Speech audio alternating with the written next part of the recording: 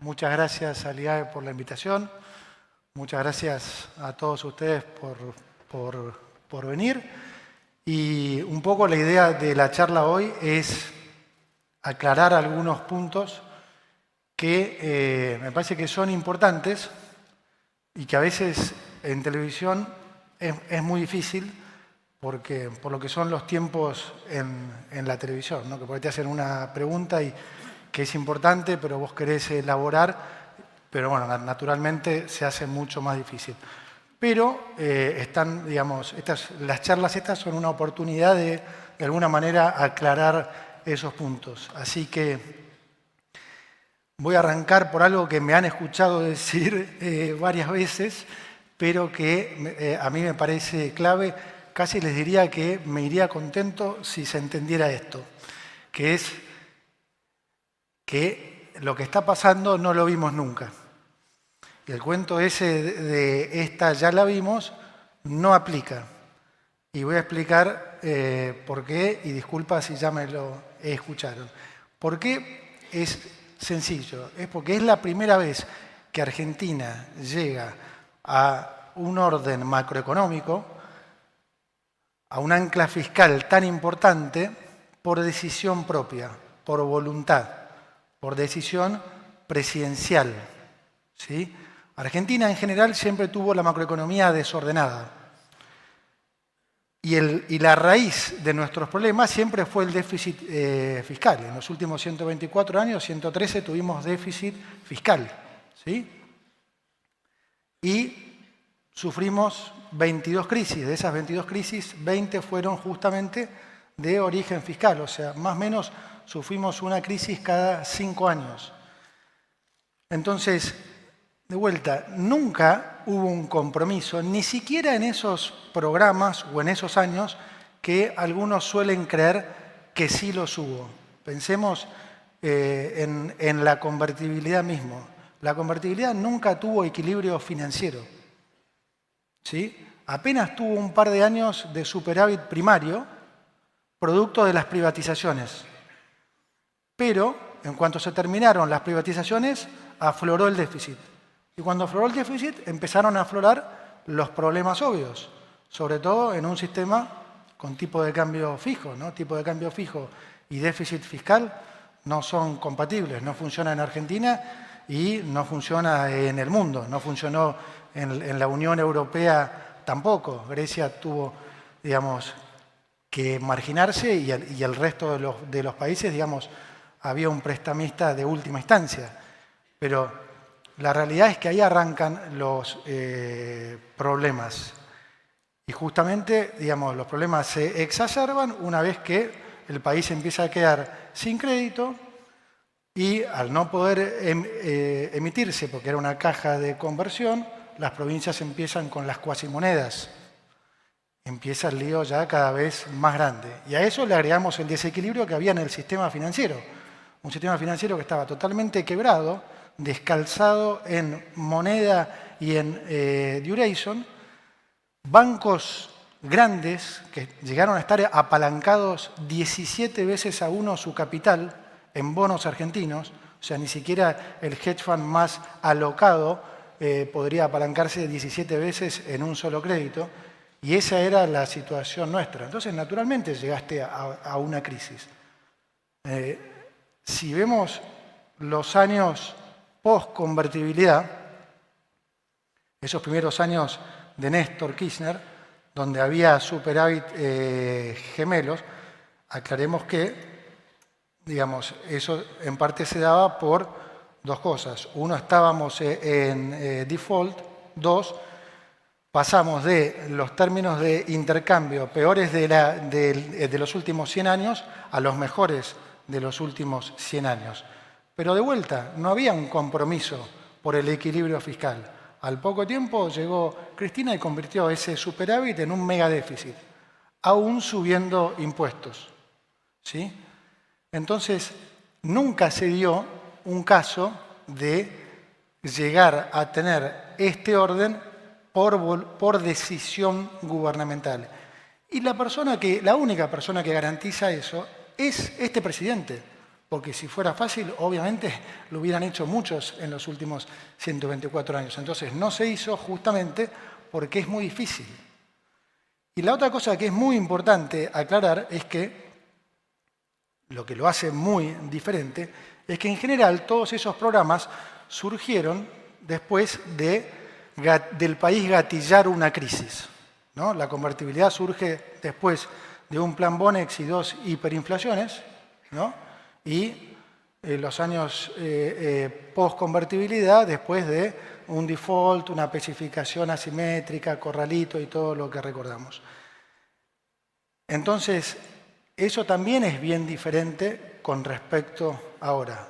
Y es fundamental entender esto porque nos habíamos acostumbrado a atropellar la propiedad privada. Y eso es dramático, porque todos ustedes tienen esa herida todavía que no sana, ¿no?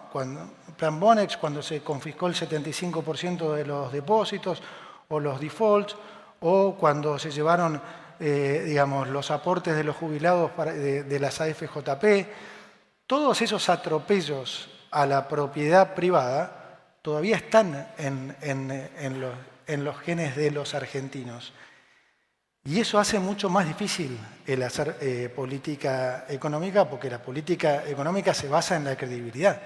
Y cuando vos cometés esos atropellos continuamente, vas erosionando la credibilidad, no es gratis.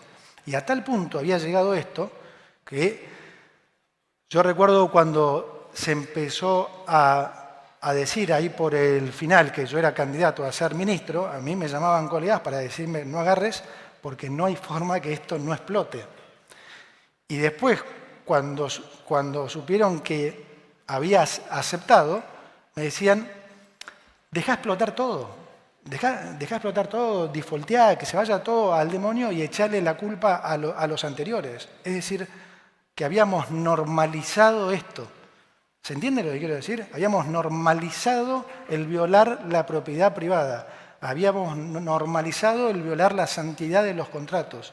Habíamos normalizado violar el Estado de Derecho.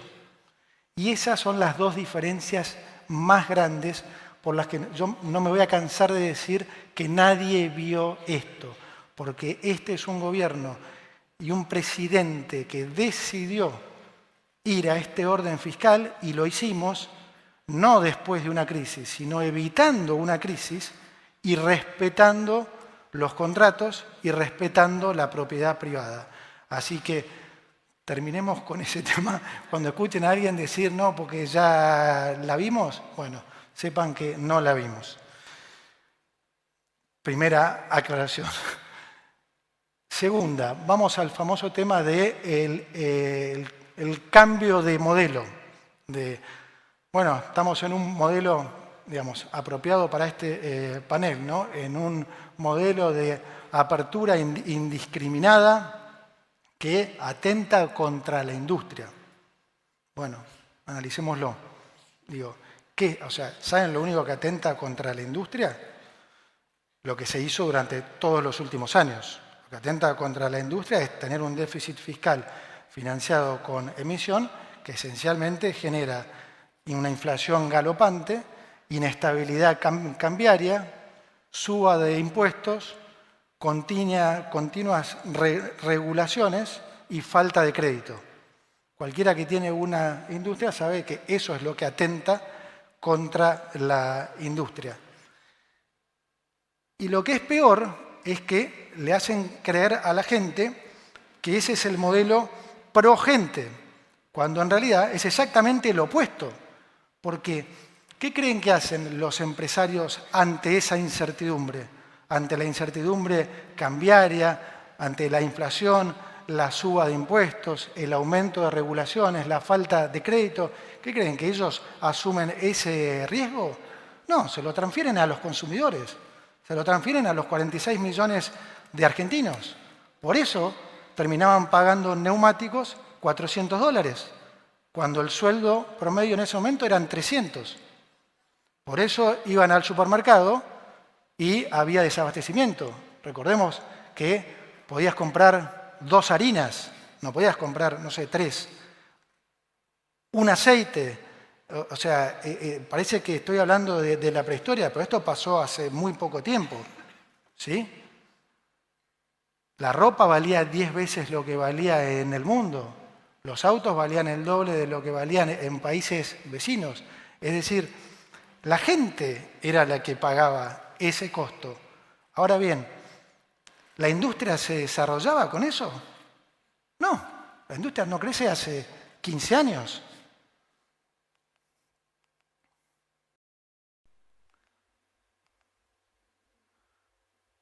¿Qué pasó en esos 15 años? Por ejemplo, miremos la actividad económica en los últimos 15 años. Y nada, no se movió. Lógicamente. ¿Qué pasó con las exportaciones? Nada, no se movieron. ¿Qué pasó con el nivel de empleo? Nada, no se movió. ¿Qué fue lo único que subió en estos años? Estas dos curvas, la inflación y la pobreza. Ese es el modelo, el gran modelo industrialista. ¿Sí? Entonces, vayamos ahora a lo que es el cambio de modelo. Se habla entonces de una apertura indiscriminada, ¿no? Bueno, veámoslo. Argentina tiene un porcentaje de comercio sobre Producto Bruto de apenas 28%. Paraguay, por citar un país vecino, tiene casi 80%, 77%. ¿Sí? Entonces, el primer punto es, ¿está habiendo una apertura alocada e indiscriminada? No. Pero lo más importante que hay que preguntarse ¿es mejor una economía abierta para los argentinos? Y hay sobrada evidencia empírica que muestra que sí. Por el lado de los países que se abrieron, como veíamos en ese gráfico, pero acá podemos verlo también. Fíjense que los países que se abrieron al mundo, su ingreso per cápita creció de 1,5 veces a 2 veces en los últimos 20 años. Y Argentina, con una política de una economía absolutamente cerrada, no creció nada. Lo cual es totalmente obvio y entendible, porque ¿cuál es el incentivo a invertir en un país que está totalmente protegido y en donde te presentan todas esas incertidumbres? Ninguno. Entonces, ¿cómo haces para crecer? Tenés que ser competitivo. ¿Y cómo haces, qué incentivo había a ser competitivo? Ninguno. Ninguno.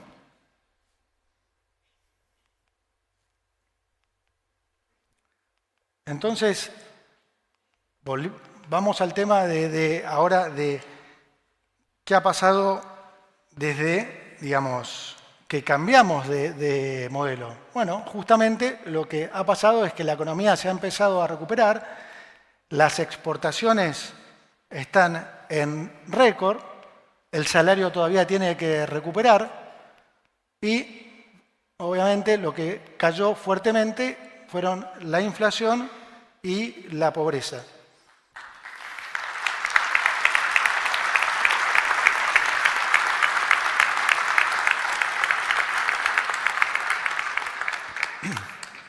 Hoy ustedes lo ven al consumir.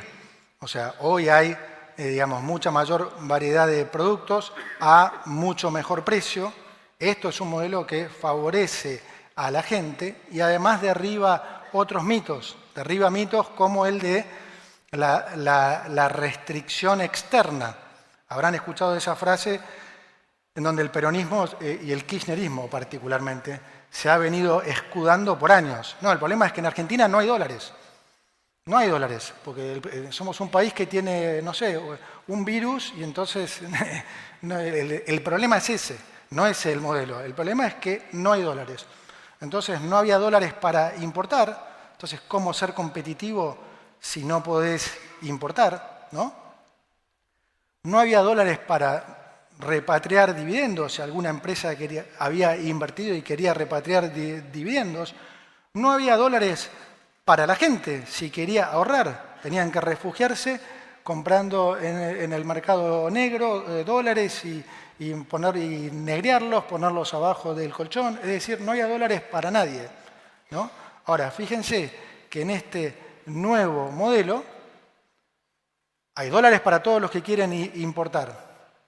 Hay dólares para los que quieren repatriar dividendos. De hecho, ayer el anuncio que hice de la inversión de 400 millones de Dreyfus, el CEO global me dijo que fue por la decisión no fue por el RIGI en este caso, sino por la decisión de poder repatriar dividendos. Entonces, fíjense en lo que termina una buena decisión económica, que es en una inversión muchísimo más grande de lo que efectivamente había repatriado en dividendos. Una inversión de 400 millones de dólares que definitivamente le va a cambiar la cara a una gran ciudad como Bahía Blanca.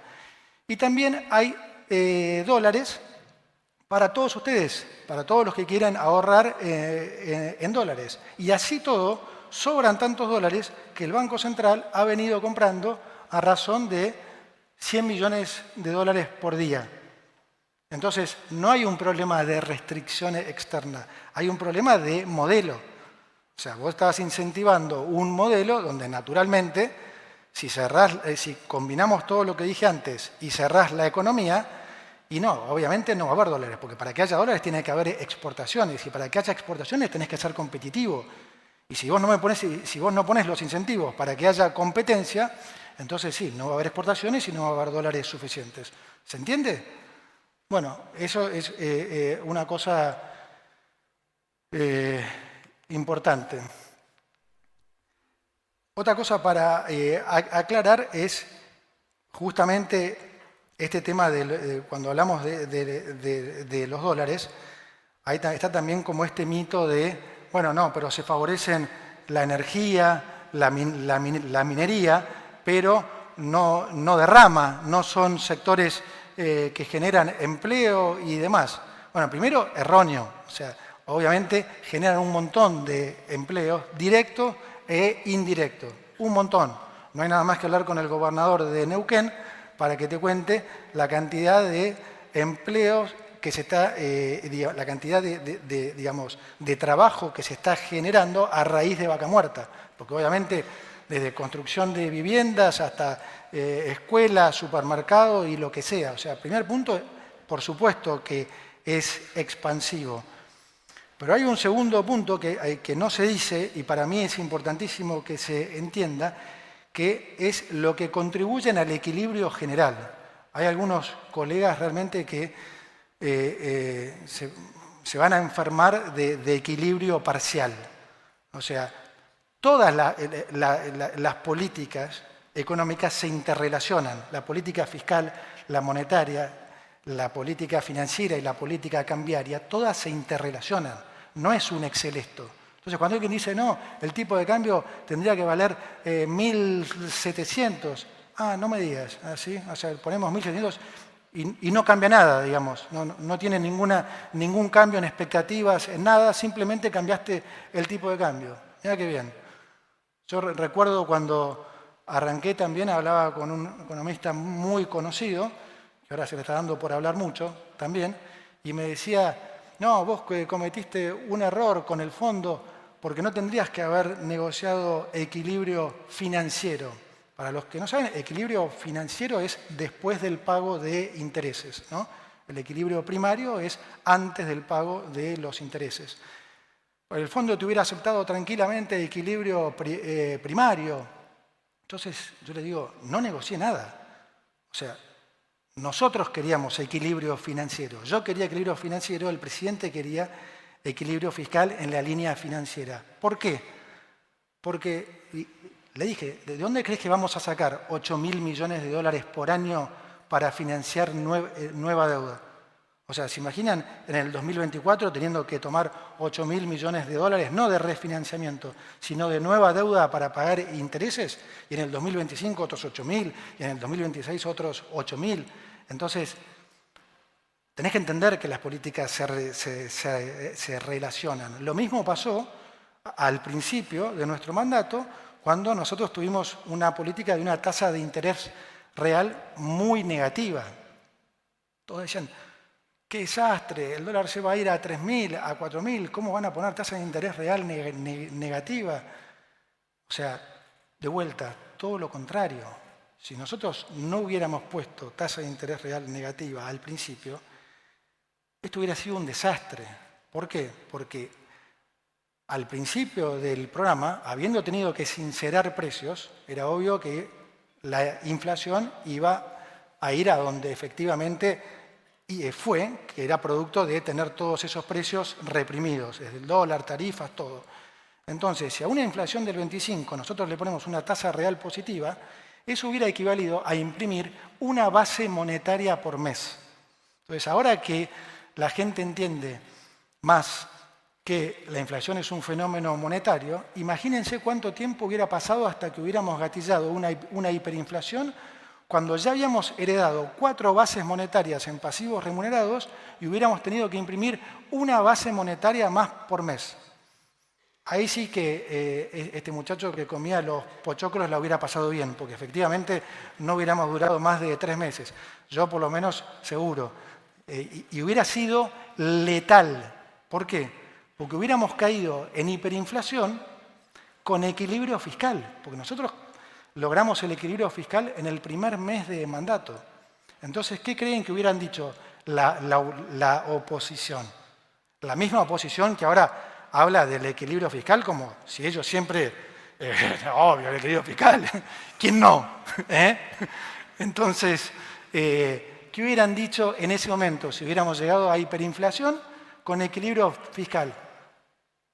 Aquí tienen, esto es lo que produce el equilibrio fiscal. No solo, o sea, hubiera sido contraproducente, sino que le hubieran echado la culpa precisamente a eso. Hubiera sido imposible que la sociedad entendiera la importancia de equilibrar las cuentas fiscales, porque les hubieran hecho creer que la culpa de la hiperinflación era haber equilibrado las cuentas. Entonces hubiera sido un desastre. Ahora bien, para haber podido tener tasa de interés real negativa, ¿sí?, se te tenía que haber ocurrido diseñar un bono como el BOPREAL. Ahí empiezan de vuelta las interrelaciones entre las diferentes políticas. Y para diseñar un bono como el BOPREAL, se te tenía que haber ocurrido diseñarlo de manera tal que sea más valorado que lo que era en ese momento un bono del Tesoro nuestro, que valía 30 a 35 dólares, porque a nosotros no nos servía si valía 30 o 35 dólares. Entonces, además, tenías que saber diseñar un instrumento financiero que, de alguna manera, lograra tener un valor más alto que lo que era el de los bonos del Tesoro Nacional.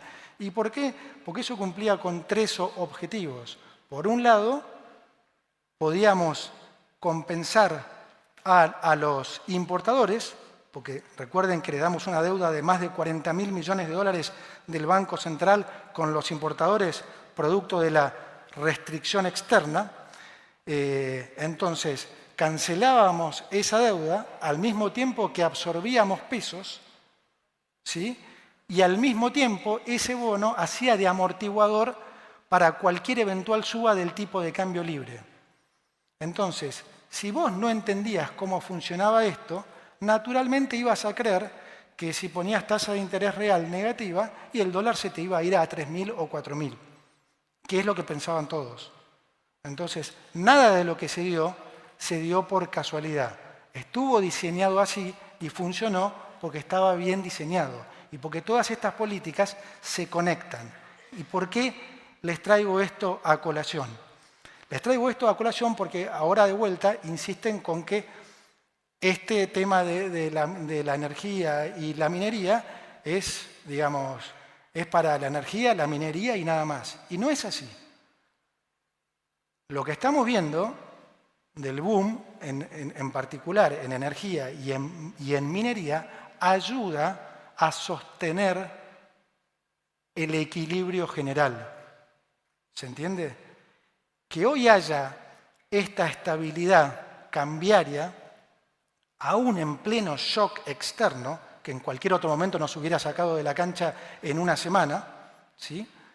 Eso no solo favorece a esas industrias, favorece a todo el país, favorece a la gente, favorece a los transables, favorece a los no transables, favorece a todas las industrias. ¿Se entiende? Entonces, más allá, además de que es incorrecto decir que es solamente la energía. Ayer veía un tuit, mejor dicho, de un economista que decía, esto es nada más que vaca muerta, así que esta fiesta se termina pronto. Bueno, si es por vaca muerta, habrá que avisarle a este economista que en todo caso la fiesta recién empieza, porque cada año vaca muerta va a generar mucho más dólares, como están viendo acá. Entonces en el 2026 son 13, pero en el 27, 19, 22, 28, 36. Y esto no tiene en cuenta todas las últimas presentaciones que se han hecho en el RIGI y las que van a venir, que ni les cuento. Entonces todos estos números están totalmente subestimados. Entonces esto contribuye al equilibrio general. ¿Se entiende? Pero, como dije, no es solo la de energía y combustibles, que efectivamente es importantísimo, subieron 80% desde diciembre del 2023, pero si miramos la exportación de productos primarios, también desde diciembre del 23 subió 70%. Si miramos las manufacturas de origen agropecuario, subió más de 45%. Si miramos las manufacturas de origen industrial, la industria, también las exportaciones subieron un 20%. Si miramos la industria del conocimiento, récord de exportaciones.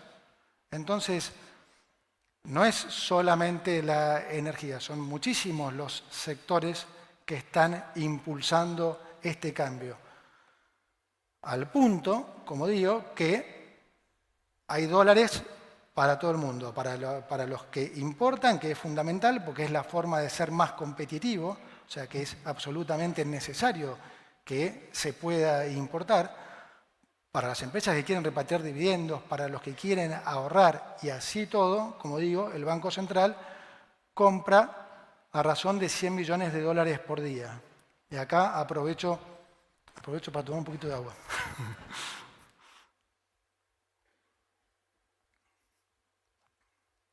Y acá aprovecho para aclarar otro tema, que es el tema de la meta. Meta hay una sola, ¿sí? Que son estos 10.000 millones de dólares que hemos ya comprado, que es la primera vez que Argentina, digamos, cumple esta meta, ni hablar con esta anticipación, 7 meses antes. Conceptualmente, la meta en realidad son 8.000 millones de dólares de acumulación de reservas. Esos 8.000 millones de dólares de acumulación de reservas es el equivalente a comprar 10.000 millones de acuerdo al programa financiero que le hemos presentado al Fondo Monetario. Por eso nosotros lo ponemos como si fuera compras, pero técnicamente son estos 8.000 millones. Entonces,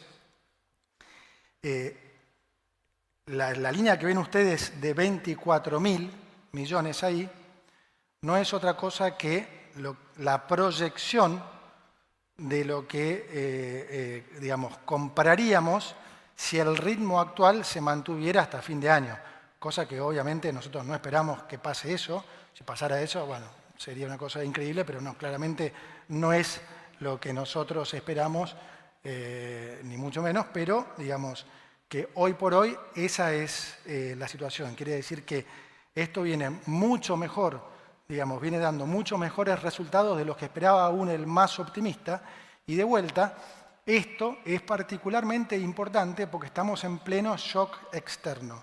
Y de vuelta, Argentina era un país que ante cualquier shock externo siempre era el país que más sufría. No importa en dónde era el shock, de dónde viniera. ¿Sí? Pudo haber sido desde el tequila hasta el COVID, se los puedo nombrar todos. El long term capital, la crisis asiática, Rusia, la burbuja del .com, la crisis financiera, en todos esos eventos, cada vez que venía un shock de este tipo, el tipo de cambio se disparaba, era una pesadilla y demás. Hoy somos el país que el Fondo Monetario mismo, en las reuniones del G20, ¿sí?, la Managing Director del Fondo Monetario, Kristalina Georgieva, nos ponía como el país que más preparado estaba, que mejor preparado estaba para absorber este tipo de shocks. ¿Por qué? Porque teníamos superávit financiero y superávit energético. Imagínense que digamos, si nos hubiera agarrado esta situación hace 3 años. Entonces, nada de lo que sucede en economía, insisto, es casualidad, todo es causalidad. Y por eso nosotros somos tan optimistas en el equipo económico. Acá me acompañan varios del equipo, como el gran José Luis Daza, el Halcón, y a él, y ahí veo algunos otros.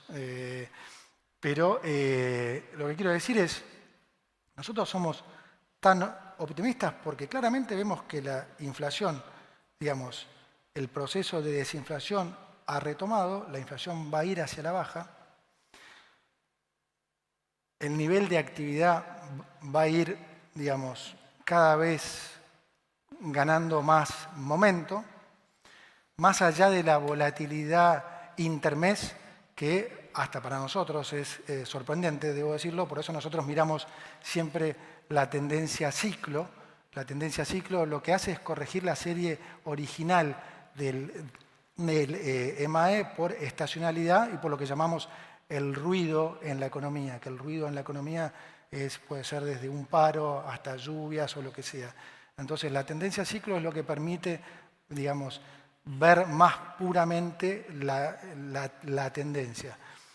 Y nosotros esperamos, como digo, un escenario muy diferente al que espera, digamos, la mayoría de los colegas y el mercado mismo. Sobre todo, yo en lo personal espero un 2027 muy diferente. No sé por qué les molesta a algunos periodistas que lo diga, pero sí, yo espero, digamos, a ver, no lo diría probablemente si fuera consenso. Yo sé que no es consenso, pero justamente la razón por la que lo digo es porque sé que no es consenso, pero supongo que a la gente le interesa saber lo que pienso. Y yo le voy a decir siempre lo que pienso. O sea, si no, no vengo directamente, pero no vengo a decir algo que no pienso. Entonces, la realidad es que sí, yo creo, no voy a usar la frase que la economía se va a llevar puesta en la política porque se enojan. Así que no la voy a decir. Digamos que yo creo que la economía va a prevalecer.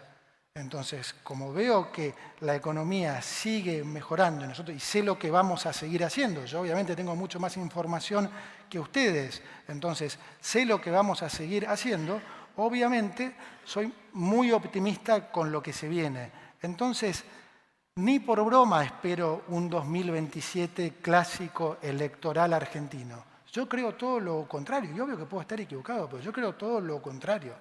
Yo creo que tanto la gente como el mercado se va a dar cuenta antes del 2027 que el 2027 no va a ser ese año que muchos creen.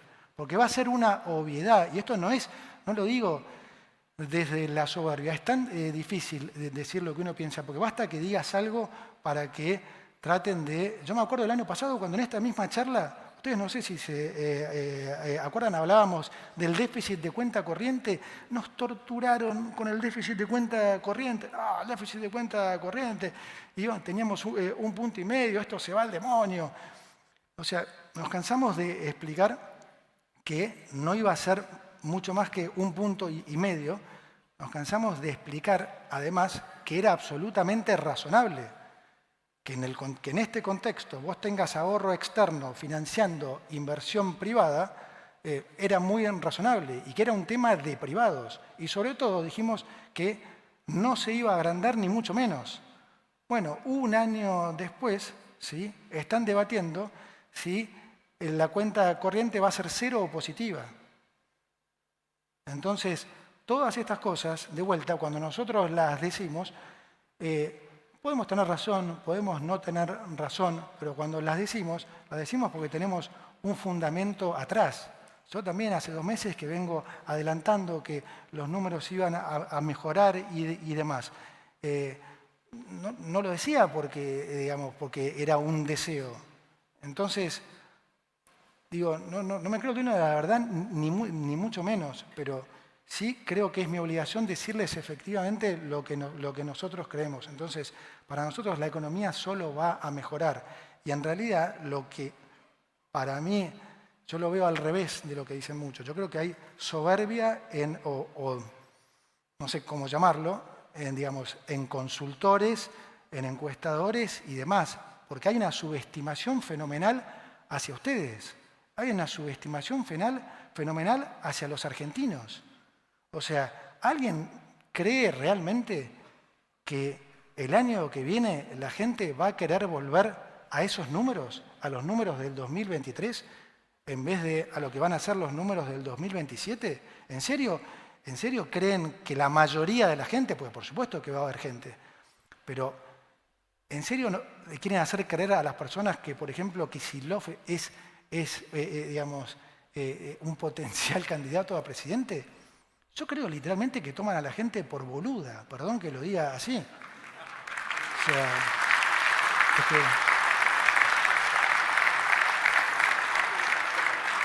pero es que realmente no se puede creer, porque dicen, no, bueno, depende de cómo les vaya, si no les va muy bien. No, es que si no les va muy bien. La prueba más contundente la tuvieron en octubre del 2025, ¿sí? Cuando se generó susto, ¿sí? ¿Cuál fue la reacción de la gente? Ganó el presidente por 17 puntos. O sea, el kirchnerismo no es refugio. O sea, más bien lo contrario. Entonces, no existe esa posibilidad. Más allá de que el mercado pricee que el riesgo Kuka existe, sí, para el mercado hay entre un 10 y un 15% de probabilidad de que eso pase. Por eso hay un diferencial de spread importante entre los bonos que vencen en el 2027 y los bonos que vencen en el 2028. Efectivamente, el mercado piensa que hay entre un 10 y un 15, depende de los supuestos que tomemos, de probabilidad de que eso pase. Ahora, tomar eso como que es el escenario base, podemos discutir si es 10 o 15 o como yo que pienso que es 0, pero está todo bien con eso.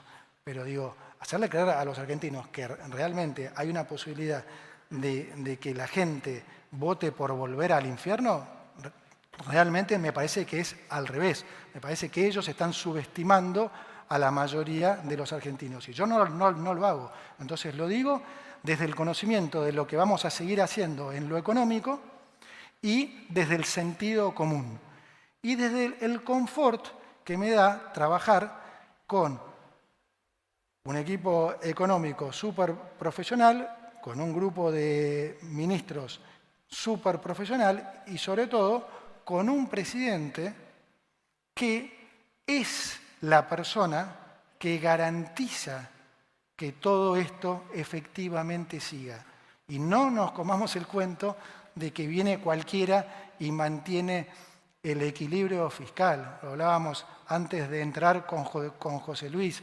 Por favor, o sea, no me hagan reír. Realmente sí, no conozco ningún candidato, y los conozco a todos, que haya ni siquiera una mínima probabilidad de que pueda sostener el equilibrio fiscal. El nivel de compromiso, conocimiento,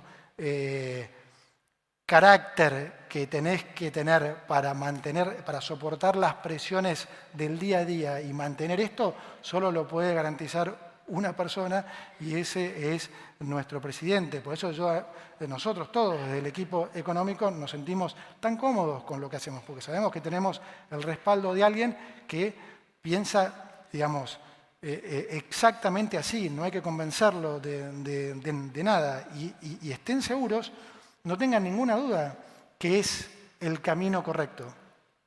Como digo siempre, hay momentos en la historia en que la historia cambia.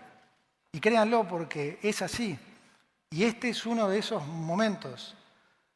Entonces, como diría el viceministro Daza, no tengan ninguna duda que Argentina va a ser el país que más oportunidades va a generar, el país que más va a crecer por los próximos 30 años. Muchas gracias.